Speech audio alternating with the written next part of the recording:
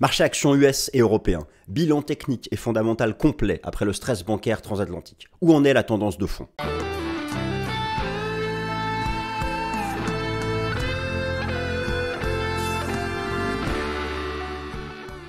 Alors chers amis, je suis ravi de vous retrouver pour la nouvelle édition du Top Gun de ce lundi 3 avril 2023. Accrochez votre ceinture, format court, mais attention, vous allez assister à une vidéo avec du contenu compact, que ce soit sur le plan fondamental ou technique, pour les indices boursiers US et européens. J'ai tout passé en revue, la valorisation, les données institutionnelles, les thèmes fondamentaux qui vont compter, comment cela s'articule pour la tendance du marché action des indices boursiers jusqu'à la fin de l'année, et tout l'environnement technique, avec le recul cette fois-ci du mois de mars et des supports majeurs qui ont tenu. Alors, la vidéo va être rapide. Par contre, tout le contenu que je vais vous proposer ici a déjà été abordé beaucoup plus en détail dans les vidéos passées dites de format long, auxquelles vous pouvez vous référer. Puis je compte sur vous, chers amis, pour me dire dans les commentaires les parties sur lesquelles vous souhaitez, lors des prochaines vidéos, que je passe davantage de temps. Et bien sûr, un maximum de likes pour votre serviteur. Je vous en remercie d'avance. Le plan. Alors chers amis, le plan va s'afficher sous vos yeux. Marché action, bilan global après le stress bancaire. Où en est la tendance de fond pour les indices boursiers européens et américains. Alors, je vais commencer déjà par un diagnostic immédiat des mesures du stress bancaire. Où en est-il? C'est vrai que les banques n'ont pas forcément rebondi avec les indices boursiers depuis quelques semaines. Sur le plan fondamental, je vais vous redécrire les 4 pierres d'angle qui vont forger la tendance pour la fin 2023, les anticipations de bénéfices, le pivot de la Fed, la stabilité financière, la probabilité d'une récession. Fondamentaux, est-ce que le marché action est encore bon marché en termes de valorisation? Où en sont les données d'allocation d'actifs? Que font les institutionnels sur le plan technique? Le stress bancaire a-t-il été une opportunité d'achat sur le plan quantitatif? Le sentiment des traders particuliers? L'analyse technique des indices boursiers américains et US, les ratios d'attrait pour le risque, les seuils graphiques clés, on attaque. Alors, diagnostic immédiat, avec 4 baromètres du stress bancaire, le pire est-il derrière nous?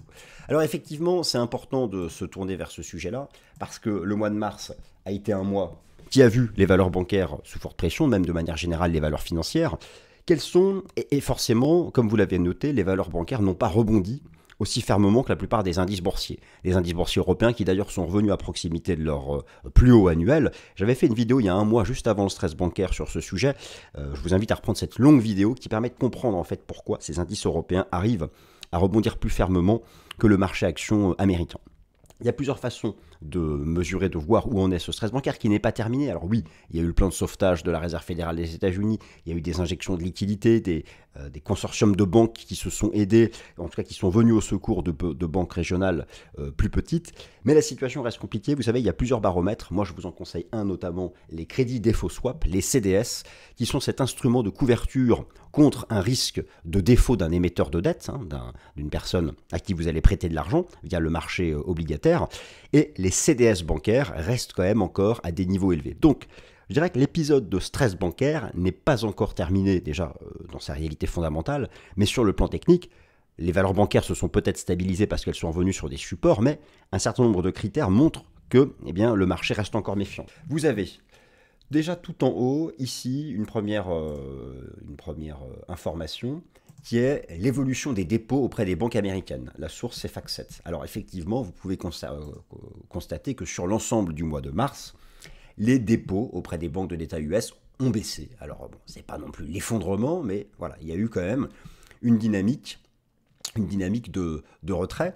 Alors, je vous parlais un instant des CDS. Je pense que c'est vraiment l'instrument qui permet de savoir où en est le stress bancaire. Les crédits défaut de swap, des actions des banques en bourse. Alors, le CDS est un instrument de couverture contre le risque de défaut d'une contrepartie emprunteuse. Les CDS bancaires en hausse sont un signe d'un stress bancaire fort. Et effectivement, ces CDS, alors vous avez d'ailleurs sur le site Boursorama une excellente section à ce sujet. Ici, l'exemple de BNP Paribas. Vous voyez un peu l'envolée au début du mois. Alors, ça a tendance à rebaisser un petit peu, mais nous ne sommes pas du tout revenus sur le coût de couverture d'avant le choc bancaire contre le risque d'un défaut d'une banque. Ça, c'est une première chose. Ensuite, où en est réellement le stress sur le marché action, hormis donc le rebond effectivement qui s'est déployé la semaine dernière et que je vais aborder tout à l'heure sur le plan technique.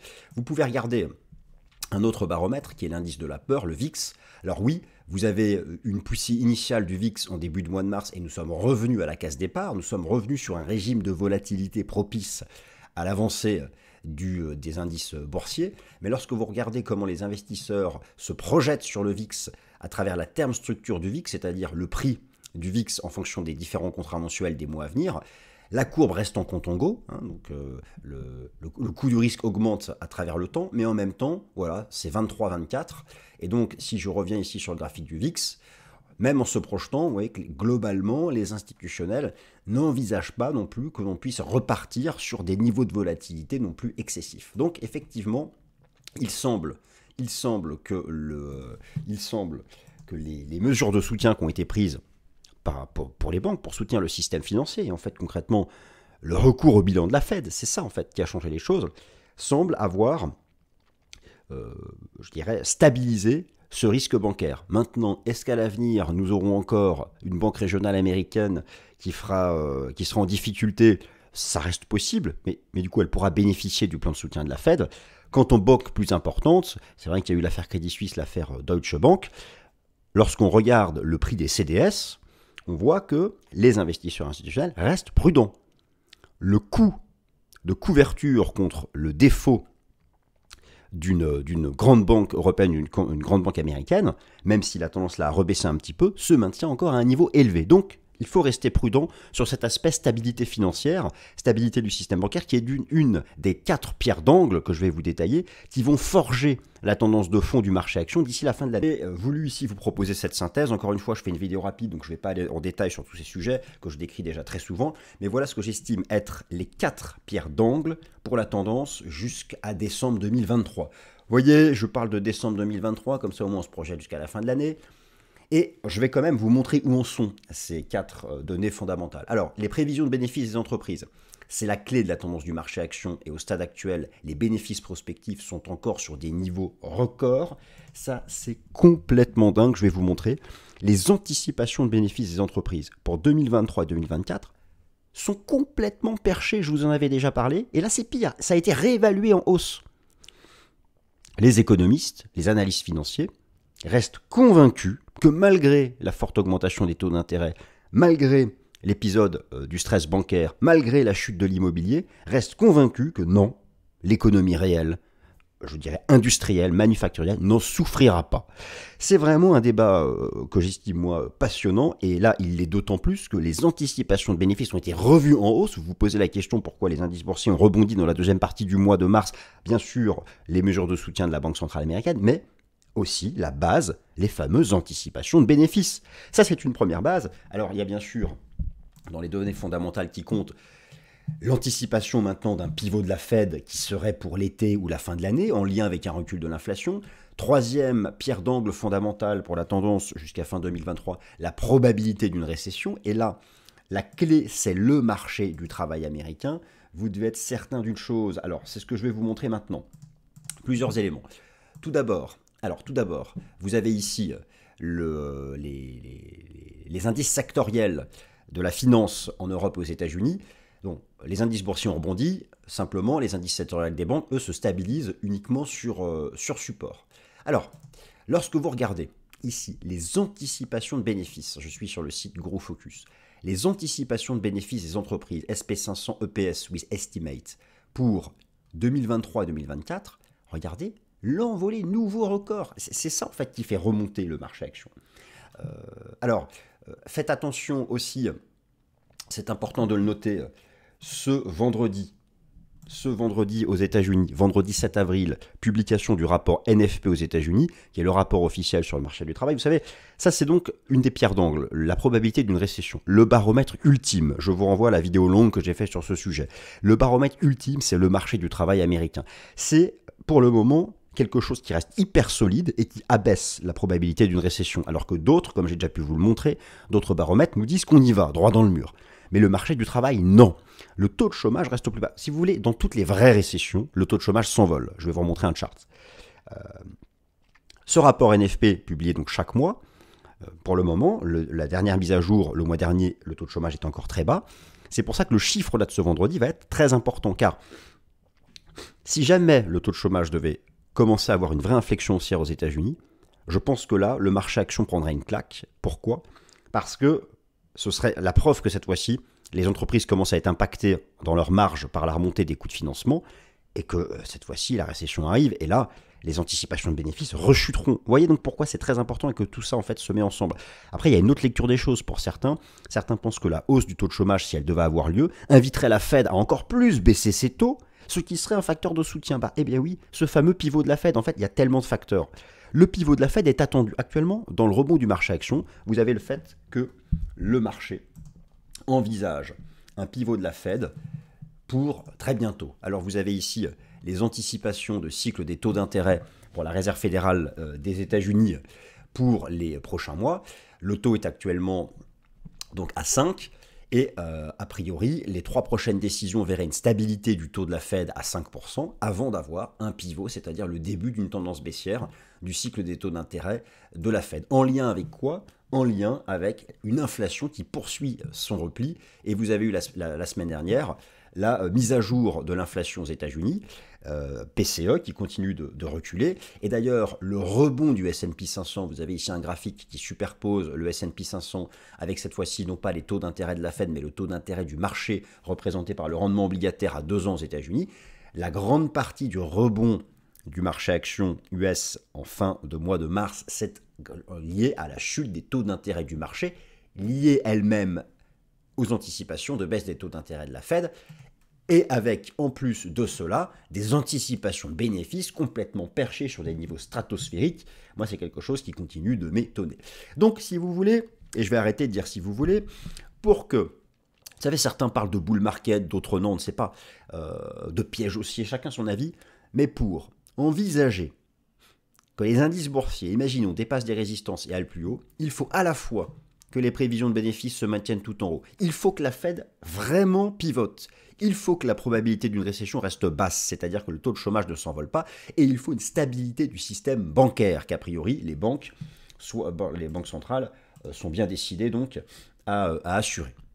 Alors, globalement, je me suis tourné vers, puisque là j'essaie de faire un bilan avec vous, les gérants de fonds restent prudents, selon la BOFA, la Bank of America. Alors, la Bank of America, c'est la première banque de détail aux États-Unis en termes de dépôt. Elle publie chaque mois une étude sur la finance institutionnelle qui fait référence dans le milieu. Cette étude fait référence car elle repose sur un sondage d'opinion auprès de 212 maisons de gestion, pour un total de 548 milliards de dollars.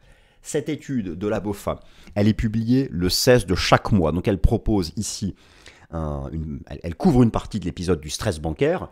Eh bien, concrètement, les gérants institutionnels envisagent. Alors, la part du cash, rappelez-vous, dans l'allocation d'actifs, j'ai traité ce sujet déjà en détail. Vous avez donc le marché action, le marché obligataire, le marché monétaire et la part du cash, des liquidités. Dans l'épisode de stress bancaire, la part des liquidités en pourcentage du portefeuille moyen des gérants institutionnels est remontée de 5% à 5,5%. Ça veut dire deux choses. D'une part, que les institutionnels sont prudents, mais d'autre part qu'il y a beaucoup de cash qui, en cas de données fondamentales positives, pourraient se déverser sur le marché action et le soutenir. Vous voyez un peu comment on peut lire ça de deux façons. Overall, vous avez ici donc un extrait de la dernière étude de la BOFA, et les institutionnels voient légèrement remonter leurs anticipations de récession, mais de manière très légère, et globalement, la part du cash se maintient nettement au-dessus de sa moyenne des 20 dernières années. Alors là, justement, eh bien, soit ça montre qu'ils sont prudents et donc ça rend suspect le rebond, soit ça montre qu'ils ont encore beaucoup de cash qui pourrait se redéverser sur le marché action. Pourquoi alors ce cash pourrait se redéverser sur le marché action? Parce que les actions sont encore bon marché en termes de valorisation, tellement les anticipations de profit sont complètement perchées. Alors là, chers amis, je vais pas revenir en détail, mais pourquoi on dit que les actions sont bon marché?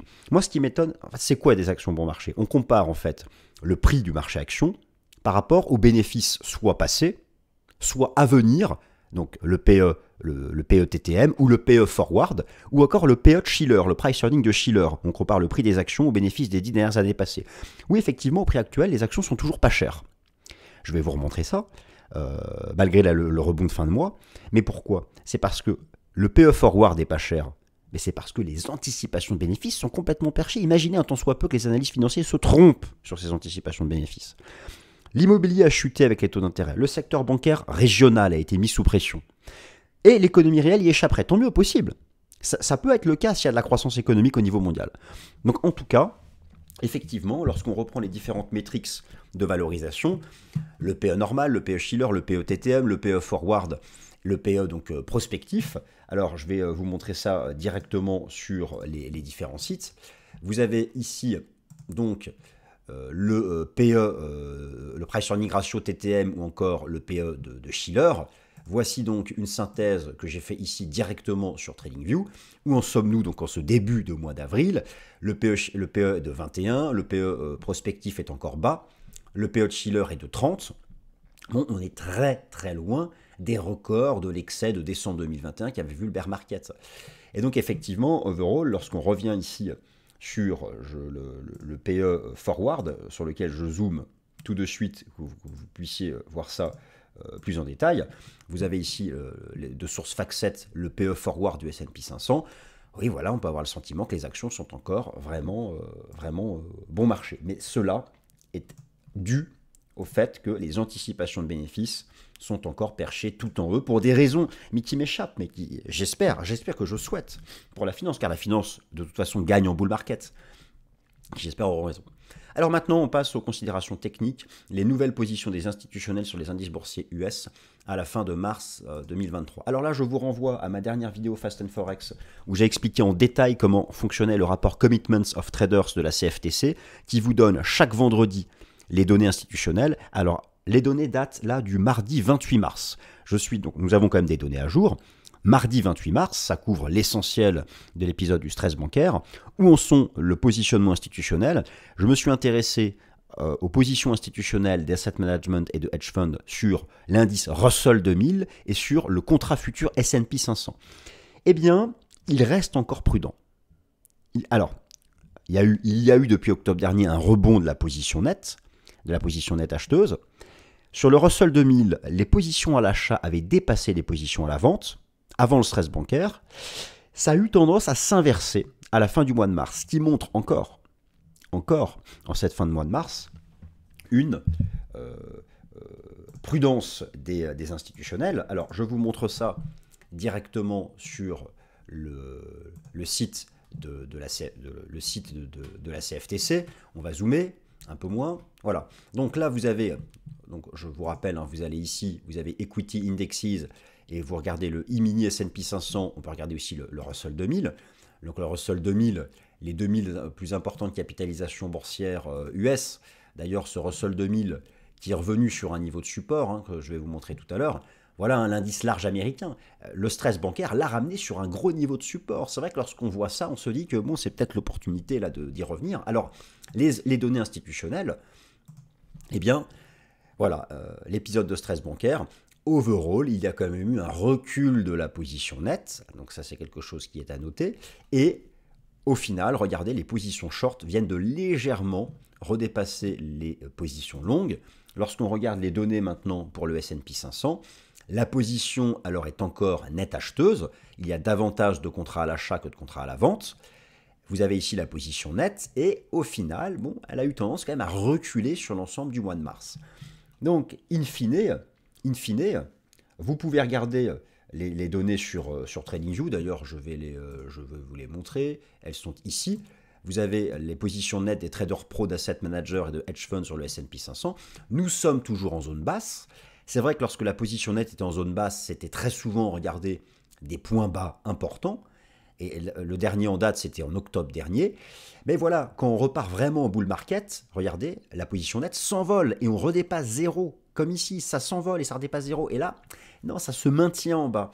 Ce qui montre quand même, globalement, donc encore une prudence des institutionnels. Toujours sur l'aspect technique, l'analyse quantitative. Alors, l'analyse quantitative, c'est toujours facile à dire après, permettait d'acheter les indices boursiers dans le creux du stress bancaire. Je vous rappelle que pour cette partie quantitative, je m'intéresse au pourcentage d'actions du S&P 500 qui évolue au-dessus des moyennes mobiles à 20, 50 et 200 jours. Le pourcentage d'actions du S&P 500 qui évolue au-dessus de la moyenne mobile à 200 jours, c'est pour le moyen long terme. Et pour le court terme, c'est la combinaison du pourcentage d'actions du S&P 500 qui évolue au-dessus des moyennes mobiles à 20 et 50 jours. Alors là aussi, effectivement, nous étions revenus partout sur support. Je vous avais expliqué, rappelez-vous, il y a un mois, qu'il fallait revenir à l'achat sur les indices boursiers lorsque vous aurez à la fois le pourcentage d'actions du S&P 500 au-dessus de la moyenne mobile à 50 jours sur support. Ça a été le cas mi-mars, regardez comme c'était. C'était le début février, on était sous résistance. Avec le stress bancaire, on est revenu sur support, ce qui explique là le rebond des indices boursiers US. Et pour la moyenne mobile à 20 jours, regardez, c'était pareil, mi-mars. Donc mi-mars, on a eu à la fois le pourcentage d'actions au-dessus des moyennes mobiles à 50 jours et 20 jours sur support. Et c'était donc un facteur technique, un facteur quantitatif de soutien au marché actions. Et overall, malgré le stress bancaire, on voit que le S&P 500 a réussi à se maintenir au-dessus de cette pattern chartiste. Alors, toujours sur le plan technique, les investisseurs particuliers sont encore très pessimistes. C'est un indicateur contrarien. C'est quelque chose que j'ai pu vous expliquer, que toutes les études statistiques réalisées sur le trading actif des investisseurs particuliers montrent qu'ils sont en général à l'envers. Et donc, lorsqu'il y a de leur côté un excès de pessimisme, c'est plutôt, là aussi, un facteur positif. Et là, vous avez les datas en date de la fin de semaine dernière, avec toujours une large majorité de baissiers, et d'ailleurs sur plusieurs semaines consécutives. En même temps, on peut comprendre pourquoi, après cet épisode de stress bancaire. Alors maintenant, rappelez-vous, je vous avais fait une vidéo il y a un mois sur la surperformance des indices boursiers européens. Écoutez, regardez, ils sont remontés tout en haut, alors que les indices US, non. Donc, cette vidéo durait 45 minutes, je vous invite à la reprendre, elle date de début du mois. Bilan des courses après le stress bancaire. Eh bien, pour l'instant, on a toujours des indicateurs de surperformance des indices boursiers européens vis-à-vis des indices boursiers US. Ça n'a pas changé. Alors bon, malgré le fait que les banques européennes aient pris cher en bourse, mais comme je vous l'ai montré, sur la partie bancaire, les institutionnels restent prudents avec les coûts de CDS qui sont encore tout en haut. Alors, pour justement regarder cette partie indice boursier US, indice européen, je réutilise à nouveau le ratio Eurostoxx 600 en dollars américains sur le S&P 500. C'est important d'avoir la même monnaie car on ne peut pas comparer les choux et les carottes. On est toujours dans une phase de renversement haussier de ce ratio. Et donc voilà, techniquement parlant, on a toujours un signal de meilleur comportement relatif des indices boursiers européens par rapport aux indices US. Maintenant, où en sont les ratios pour le risque et l'analyse sectorielle ? Écoutez, certains disent qu'on part en bull market, d'autres sont encore prudents à cause des fondamentaux, on peut comprendre leur prudence. En termes de ratio, moi je vous en avais proposé déjà 3, le ratio gross value, le ratio Nasdaq S&P 500 et le ratio Bitcoin S&P 500. Et effectivement, une des conséquences du stress bancaire a été la baisse des taux d'intérêt nominaux. Ça a redonné un meilleur comportement relatif au Nasdaq vis-à-vis des indices boursiers classiques, ou même au BTC par rapport au marché actions. Et donc, overall, je vais vous le montrer en direct sur la plateforme. Ici, alors là c'était l'aspect quantitatif, ici vous avez le ratio Bitcoin S&P 500 qui reste dans une phase de renversement haussier. Ici vous avez le ratio Nasdaq S&P 500 qui est aussi dans une phase de renversement haussier. Et ça, ce sont donc des indicateurs d'attrait pour le risque. Qui semble donner une bonne perspective après ce stress bancaire. Et donc, au final, dans cet épisode de stress bancaire sur le plan technique, les indices boursiers ont tenu leur support majeur. Pour les indices européens, vous avez la vidéo que j'ai faite il y a un mois, où, pour le coup, tant mieux, mon scénario s'est bien produit. Il y a eu ce retour sur les supports moyen terme qui ont tenu partout, que ce soit sur le DAX, le CAC 40 ou l'Eurostoxx 50. Alors maintenant, on revient en haut sous résistance. Ça reste compliqué. Le problème, c'est que pour acheter, il faut être sur support. Pourquoi ? Parce qu'il faut avoir un bon ratio rendement-risque. Alors là, il y a eu un rebond. Très bien, c'est haussier. Mais comme on revient sous résistance, pour quelqu'un qui n'est pas dans le marché, comment gérer son risque ? Eh bien, on ne peut pas. Il faut être sur support. Alors, on regarde justement ces niveaux qui ont pu tenir. Et encore une fois, merci pour un maximum de likes, en espérant que vous ayez apprécié ce format court, mais qui n'est pas fini, mais qui reste quand même court. Alors, moi, je m'intéresse déjà à 2 gros indices larges. Le Russell 2000, les 2000 plus importantes capitalisations boursières américaines. Regardez, on est sur un énorme support, qui était le support d'avant le choc boursier de la crise sanitaire. On est à nouveau dessus. Lorsqu'on voit le Russell 2000 sur un tel niveau, on se dit, bon, on peut au moins viser le haut du range. Vous regardez le NYSE Euronext Composite. Là, c'est toute la cote américaine. Eh bien, le stress bancaire l'a ramené sur support et ça tend donc à vouloir rebondir. Vous regardez de la même façon les indices Nasdaq, le Nasdaq 100, vous avez un superbe Golden Cross en données journalières sur le Nasdaq 100, croisement de la moyenne mobile 50 au-dessus ici de la 200. Et donc les indices boursiers européens, le DAX, je suis content car le scénario que j'envisageais s'est bien produit en début de mois, qui était un retour sous 14 008 avant un rebond. Et donc là aussi, on a une construction technique moyen terme qui reste bullish. Par contre, à court terme, c'est pareil, on est sous résistance, donc voilà, c'est toujours pareil. On gère son risque au contact d'un support. L'Eurostoxx 50, lui aussi, a tenu cet énorme niveau hebdomadaire. Alors, le stress bancaire l'a vraiment malmené, mais in fine, ça a tenu. Et lorsque vous regardez le cours du CAC 40, eh bien, lui, c'est pareil, il a tenu son support moyen terme et il revient en direction de ses records historiques. Donc, effectivement, sur le plan fondamental, je vous ai montré ce qui comptait pour la tendance des prochains mois. Il faut rester prudent.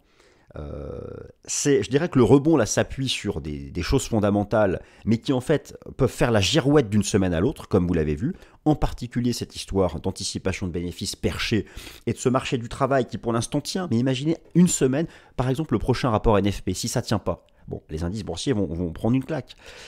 Et donc, si sur le plan technique et chartiste, il y a eu des belles choses, les données institutionnelles de positionnement montrent qu'il faut rester prudent. Voilà, chers amis, j'espère que ce tour d'horizon, bilan global, technique et fondamental des indices boursiers vous a plu, ainsi que ce format court. Merci à toutes et à tous et passez une bonne semaine.